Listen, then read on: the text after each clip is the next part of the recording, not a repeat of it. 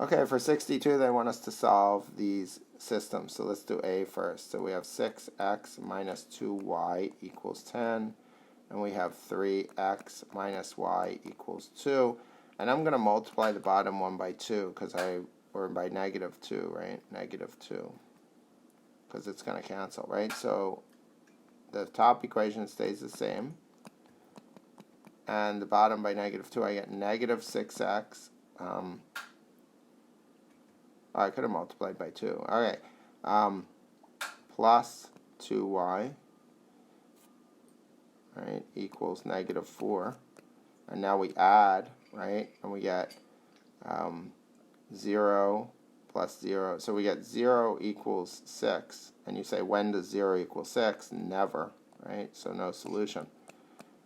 And if we were graphing those, the graphs would never intercept, right? But that's no solution. Okay, and B, let's do B.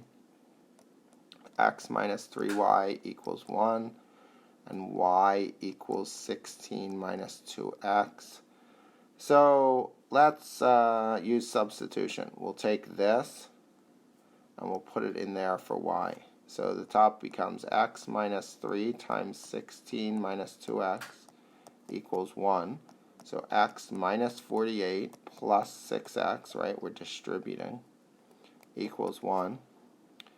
X and 6x is 7x minus 48 equals 1.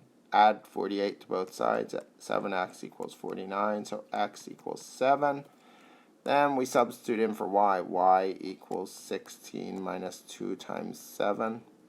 So y equals 16 minus 14. Y equals 2. So the ordered pair is 7, 2, which is where the point lines intersect.